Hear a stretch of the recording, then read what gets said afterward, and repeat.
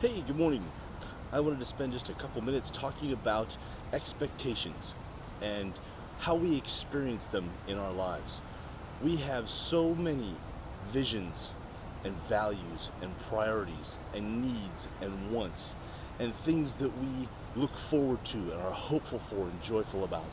But there's a kind of a slope, a gradient where our hopes and values and visions of the things that we want to do and want to accomplish grade into a level of expectation.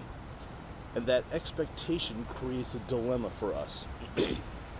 When we start to expect things to happen, and this could be at a large scale, whole lifetime agenda, or even in day-to-day, small, tiny, minute-to-minute things, expectation sets us up for a level of disappointment and suffering.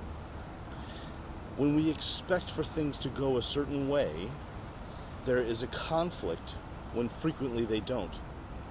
Or when we expect things to go a certain way and they do, it sets us up for a future expectation where eventually we begin to believe and live our lives that things should go a certain way, and then the suffering that comes with the fact that life doesn't go the way that we plan it.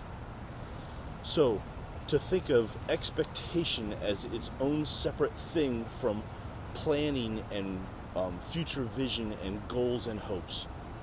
How do you experience expectation in your life?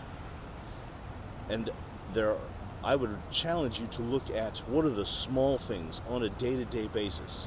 When someone doesn't text you back in a certain amount of time, you have some level of anxiety or frustration, or something comes up for you if you don't get a response in the time that you think you need. Or if someone cuts you off in traffic. There are an innumerable number of ways each day that we have a belief system of how the world should work that doesn't match the reality of how the world actually does work. We do this not only to ourselves, but to the people that we come in contact with on a daily basis. We have expectations for ourselves, we have expectations for our loved ones, and the fact that life doesn't go as planned creates that conflict.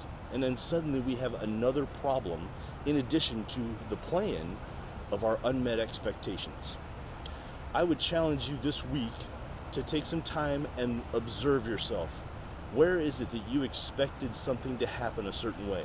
The food to come out from the server at the restaurant, the way that things interact at work, the raise that you may or may not have gotten at the office, the contract that didn't come through from the client, or even as something as simple as the way that your partner or spouse responded to a question.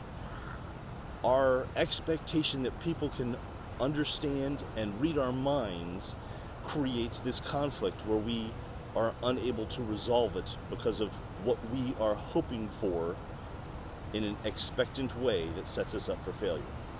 Take some time this week and observe where you are expecting things to happen and the belief system of why that's in place.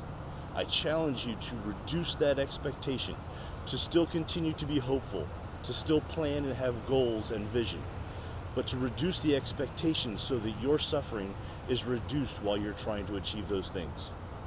I'm John Rhoads, and I hope that you're able to find purpose and meaning in your daily life.